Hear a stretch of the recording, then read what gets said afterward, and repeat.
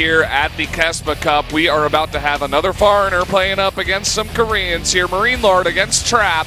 Here are your maps. Here are the maps: Frost, Frozen Temple, and King Sejong Station. So we're going to have a cleaner map pool here than the last one with no Galactic Process, no Dasan. Trap made sure of that. And thankfully, MarineLorD also taken out Apotheos. So we're going to have a pretty... Thankfully, it's like, yeah, get those maps out. Get them out of here. Okay, we're going to have a slick best of 3 here. Okay, no shenaniganry. I want to see a clean best of 3. Trap, no cheesing just because he's a foreigner. All right, I want to see a real best of 3 here. Keep it clean, guys. And MarineLorD, no cheesing because, you know, you think it's going to be a hard one. Although... it is going to be a hard one. Yeah, it is going to be a hard one, but... Everyone's saying Trap is not in form right now. Yeah. And actually, I think MarineLorD has a decent chance to take this one. Yeah, Getting out of the group is going to be hard, but to take this one, I think he can do it. This is the one that he can absolutely do. I think this is the best of 3 he has the greatest chance in. And obviously, the reason why MarineLorD is seen as an underdog, whereas Neeb was not, is because Neeb has been living and training in Korea for a long time now. It was the top of the ladder. I know MarineLorD, it was close, actually. I think he's like top 10 right now, but still, I just want to point out, yes, he has been living and training in Korea for like 3 days, but he has not been here as long, of course, as Neeb, and nowhere near as long as Trap. Yeah, very, very true. And I think we're going to have a slight delay here because MarineLorD's name is actually not MarineLorD on the Korean ladder, so I'm not sure what account he's using, but we're going to have to get that changed up here. Yeah, this is the KeSPA Cup after all, and KeSPA does have the strictest rules, so that's right. Not too surprising. Just based on what I'm seeing right now, to give you guys a little bit of a heads up, he may have changed his name that was given to him on an account because he didn't want people to know it was him on the ladder, and now they're like, well, you can't play with that. I don't really know what's going to happen. We'll find out. It doesn't really matter, though, what his name says in-game. We know it's, in fact, him playing, so not Trap, really significant. Trap looks like bored, man. He's sitting there. He's like, oh, I just want to get these games over with. There's a lot of pressure. I want to go to the winner's match. You know, I'm like, this guy better take MarineLorD seriously because I think MarineLorD actually is, you know, slightly favored coming into this one. Just based off of what we've heard about Trap nowadays and his recent performances. I think that, you know, when you look at this best of 3 overall, there's an immense amount of pressure on Trap. I think he might just simply be trying to calm himself down. Always in Korea, the pressure is on to not lose to the foreigners. I know it's like a joke, and people try to pretend like it's not a thing, but it's a thing, okay? And that's why I asked. That's how I felt, you know. And a lot of people thought that was insulting, but actually, just gave Neeb really big props and stuff when that happened. It is, you know, there's a lot of pride for Koreans. This is like their national esport, right? StarCraft has been for over a decade, so. It's important to, you know, keep that pride kind of up and keep it going. And I think that Trap obviously has a lot of pressure to defeat what's considered to be one of the weaker foreigners who's come over here in Korea. And there's definitely no shame in losing to Neeb because he trains like a Korean with Koreans. Okay, what are you going to do? No. Very true. And I mean, MarineLorD was also practicing his heart out for this one. I know he's been... I think he came down to the cross finals, and that's about it. You know, he didn't come to any of the other KeSPA Cup days. He was in his house practicing all day long, and he came here, you know, hours ahead of everybody else. Went into the booth, he got set up, he asked Botifi if he could do it. He was allowed, and he's been practicing, man. This guy really, really wants to put on a good showing. Yeah, I mean, he's really, you know, training hard. He's been in that booth training for so many hours that it probably is just like now in his brain, like just his natural ladder habitat, you know? So he's ready to play this. He's totally comfortable. He's been here for a long time, and I feel like he is super warmed up, and this is the one to do. And obviously in a group, the player you play first is always the one you're most prepared for. Yeah, very, very true. So guys, we're going to jump into game number 1 right now. MarineLorD versus Trap on Frost.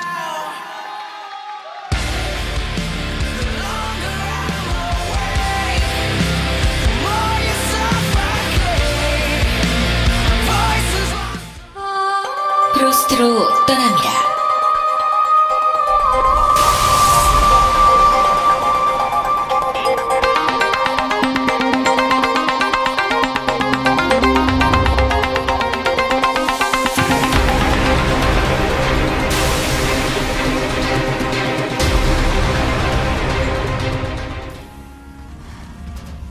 Here we are on Frost for game number 1. Up in the top right, the French Terran player, it is MarineLorD.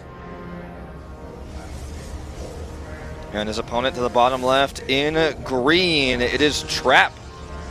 The generic green wings. And starting on Frost at cross spawns. So we're almost definitely going to have a longer game here to start off the series. Makes me very happy. Me too.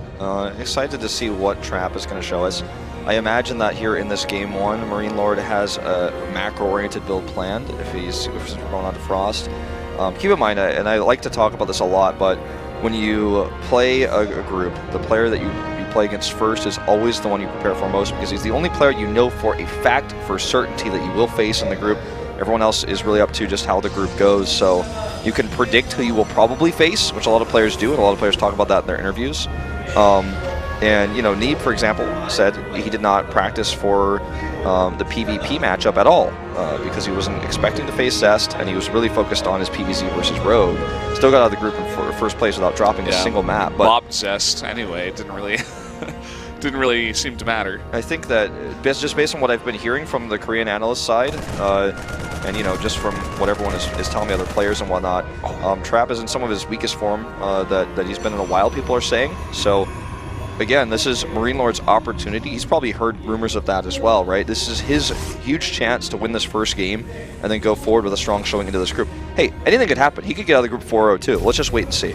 Yeah, I mean, the fact that Stats actually gets out in first, rather, he won the first game, the first set here, is actually really good for MarineLorD. Like, you either have to face Stats or Solar, and both of those guys are very strong players, but he practiced for TVP, and if he wins, he's going to be playing TVP again. That's right. So he has that inherent advantage of playing the same matchup twice. And he has to win. He has, you know, been able to watch how Stats played, albeit in a different matchup. So in this first game, we're just going to see a pretty standard opening from MarineLorD. Good scout denial with that Marine, denying that probe from really finding out any information. And he just gets one Hellion. Will likely use that to try to get information of his own. Trap already has that Robo coming out. Twilight Council coming up means probably going to see some sort of adept-based play here. Although with the timing of this, it could just be Blink in a third base. Only time will tell. But it's standard play, straight up on both sides. And in fact, he's leaving the Hellion at home. Interesting choice. Perhaps just wants to use it together with a drop and the Widow Mine. Yeah, it seems that way. Generally, when you get a Hellion on a map this big, you want to get over there and scout what's going on, especially very early on, because the Protoss is not going to have a lot of units. They need to commit to an overcharge, most likely, to kill the Hellion. And even then, sometimes it can slip through if you're even, you know, slightly late on that overcharge. But he's deciding to keep it here with the drop. He's also going to reactor Hellions out after this. This is starting to be a pretty unique, different build here that we're seeing from MarineLorD. And you know what I think this has to be with the reactor Hellions coming out is probably a drop into the main, and then the Hellions go by ground into the natural. Yeah. We've seen builds like this before. Obviously, the timing does not line up with the drop, so he's going to need to keep this drop alive if he wants to have that on both sides. The Observer will scout this. Just barely. Now, did he see it? He's going to see the Hellions coming across. That may lead him to get some of those units actually into the front door here, but he's actually warping in the back, so perhaps he did see that drop, in fact. He will have boost here. He's going to use it to go in. Drops Widow Mine. It's just in range, unfortunately, of that pylon. It will be taken out first. Hellions coming in here. There's a lot of Stalkers, though, and this drop looks like it will get shut down. And let's not forget, Trap is known for his rock-solid defense in the early game, and this one, no exception. Scouting the drop with that Observer, really helping him out there, having those units in both his main and his natural. And the Hellion production, obviously, after this has stopped. Luckily for MarineLorD, he didn't lose all too much. He just didn't find the damage he was looking for. Very true, and Trap is going to start that third base quite early here, and MarineLorD doesn't show any signs of going for that third base yet. So it looks like he wants to follow up with the same drop, but supported by Liberators, but already Pylon's on the way. Comes that Liberator. Pylon in position, the second one though, a little bit late.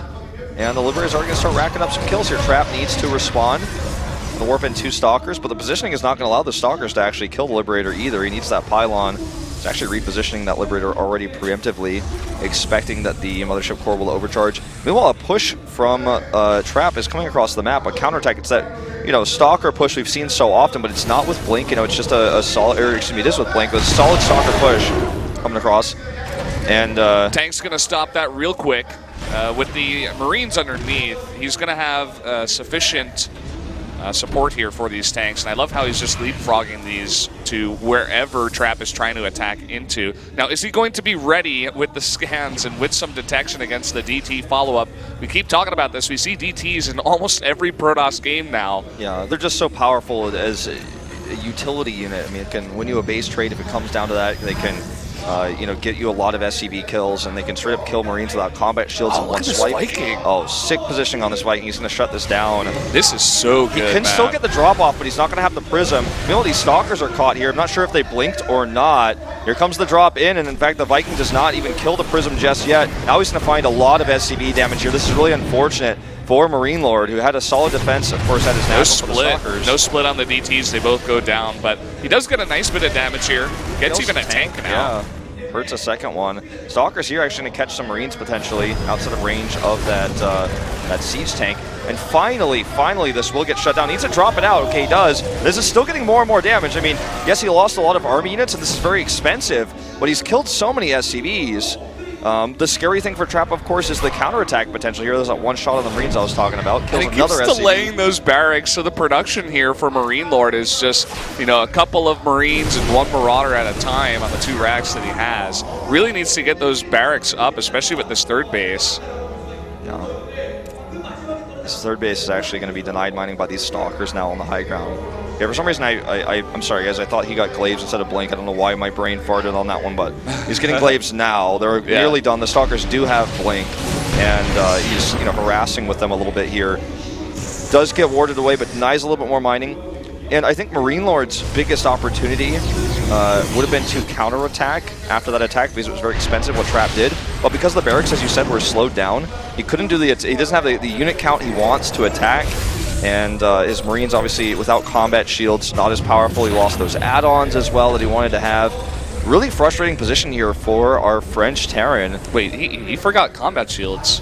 Or at least he was just trying to get other stuff ahead, because he's only going for it now, as you said. Yeah, he didn't have combat shields for a really long time. It's part of the reason why those DTs were so powerful. Even against the Marines there, killed quite a few of those too. And Trap is in a pretty comfortable position. He's got 3 bases, Colossi out. MarineLorD had a larger army, but were cross spawns on Frost. They didn't have those barracks, so he couldn't counterattack. That would have been a huge opportunity to just win the game, because Trap committed so much of that harass damage. But now, he's going to have to hope for something else. I like this depot for Vision here to help defend this base, because that was already kind of a problem for him earlier on. Concussive Shells just finishing up, so the next time he's trying to snipe some Adepts out of the map, it will be a bit easier. And MarineLorD definitely needs to get the scout on the fact that these Colossi are coming out. It's still a very low number. Actually, I think there's not even one out on the map. I think the first one is about to pop now. I think you're right. But he needs to, eventually begin Viking production. He only has 1, and he only has 4 medevacs, so kind of low on the air units for now. Would have to agree entirely. We see a quick extended thermal lance upgrade coming out as well. She's going to have range for those 2 of them, getting a second forge. And Trap is just comfortable in this game. MarineLorD really hasn't done any pressure since the first pressure he attempted, and that did no damage. So, as a Terran player, normally you want to be on the attack. You want to be dropping multiple locations at once, but I think he's a little bit scared and wary of his low unit count, because he's kind of behind in this game. And, let's not forget, by the way, MarineLorD is a great player who actually in Nation Wars basically all killed Korea. And, his mechanics are on point. I feel like in this game, he's a little bit, I feel like he's kind of getting his feelers out. He's made a few mistakes, but he's going for the fusion core. He's going to go for advanced ballistics here, which I think is a great choice. We don't really see it too often nowadays out of Korean Protoss, or rather Terrans, but kind of bringing in his own flavor, it's going to be very, very nice. There are a lot of Stalkers already out on the map, but with so much bio on the ground to support all those Liberators that he's going to have in the air, he should be okay to stave off the Stalkers, and we're really going to have to see some other tech come out of the Protoss Trap here to deal with those. Advanced Ballistics Liberators. I think this is something that's really great to do when you're behind as a Terran. Oh man, fighting over this line of light sight blocker here. The siege up is late though, and there's no answer for the Colossi anymore. Trap just had a larger army, and Widowmine's going to try to slow this down. He wants to bait the units to that. In fact, nice. does do it. Oh, one more's going to go off. This is great for MarineLorD. This is going to give him an opportunity to defend here potentially this attack. Look at how quickly those Adepts die here. Very well done, and Trap just looked like he did not notice there. Was on move command. Kind of just like moving across the map, didn't have those observers out front. But now he can get that advanced ballistics upgrade that he needs here. I feel like when you're behind, it's much easier to make Liberators, which is going to be good against kind of any sort of ground-based army, but also decent against Colossi, because Colossi can't get close enough to kill them or even fight the bio if you're positioning good enough. So I like this choice. I mean, it's very reminiscent of what we saw from SOS versus Jockji in the Pro League finals. Jockji was behind, he went for advanced ballistics, he tried to make that work. And I think we're going to see something somewhat similar here. It's going to be tough to defend this, though. He needs a little bit more time. He needs to rebuild Liberators. He only has one right now, and he needs to get those going ASAP. 3 of them at a time about to pop out here. Yeah, I like that supply depot wall, by the way. He has a really great position there behind it, and he's like, okay, if you want to come in and fight me and try to blink, over the supply depot wall, it's definitely not going to be an easy fight for you. And I like this, though. He's going to try to pull MarineLorD apart, break that position, break that line by, threatening over there and try to go for a drop and a big warp in perhaps at the natural or the main. MarineLorD is going to go ahead and land this CC here as his 4th base. He has a large maxed out army, and so the fact that his 4th is much later than Trap's is kind of insignificant in this case. And he does need that mining, but he holds it here with a ballistics upgrade coming up. We'll have that soon. I think Trap's starting to realize he's going to need to do a little bit more harass pressure. He still has that Dark Shrine, which can be very useful in situations like this. And he's even getting Warp Prism speed back at home so he can zip around and harass. Now going to attack this Bio army. There's a lot of Liberators here, but they're not sieged up yet. And this is an opportunity for Trap to just take this fight. Kills a lot of Marines there with a few swipes. A lot of MarineLorD's army. Oh, he denies that warp in. Very nicely done. 2-2 also does complete. So he does need to get in position here with the rest of his army, and Trap knows that he cannot break that line, so he's just going to back off and take the 5th base. We are going into a very late game here. Fleet Beacon on the way. This is exactly what I wanted to see, Wolf. This is what I wanted to see, too. And MarineLorD is really giving Trap a run for his money. I feel like Trap just didn't exactly know what was going to happen next in this game, and MarineLorD saying we're going late game, so Trap is going to have to respond. He's now going to be aggressive using these ballistics. You can see how much damage they actually do. Colossi can't blink, and they're nearly going down here. In fact, one Liberator just in Liberator mode actually just hurting those Colossi so much. He's going to win this fight, in fact. The Adepts shading in late. Oh, nice pickup on that Colossus, though, and he comes back with the Adepts, so MarineLorD is going to have to back off here. I don't know where those Void Rays are, but they can definitely help against this number of Liberators. Oh, this is nice harass damage here. 10 probes just went down as well. The Stalkers can't reach that. You can't reach that. This is ballistics. He needs. Look at that position. That is fantastic. He needs to get Void Rays over here to deal with this. And obviously he has them. One is going to go over there and deal with it now, so that will finally cut up at 12 kills. Very impressive. Now he's going to fight this. The Warp Prism needs to drop that Colossus out. He's even got a DT in here, going to force scans. This is a small Bio army. He needs the Liberation Zones. Now he has them. And a big warping coming in. Is he going to be able to deny it? Doesn't look like it. The blink forward. He is going to kill all those Liberators, and MarineLorD does have to go back home. The Liberation, siege ups are a little bit slow here, and so he doesn't get the full damage before the Stalkers get on top of them.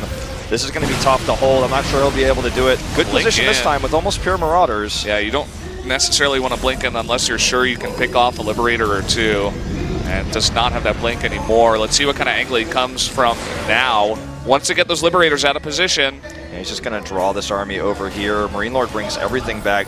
This Void Ray clump is going to eat a big shot, but not too significant since all 3 of them do survive, and 2 of them only taking shield damage. This is the more significant thing, is he's losing mining here at his 3rd base. The 4th is still fully mining, but he's not able to remake his units very quickly right now. He's out of money. He's out of bank.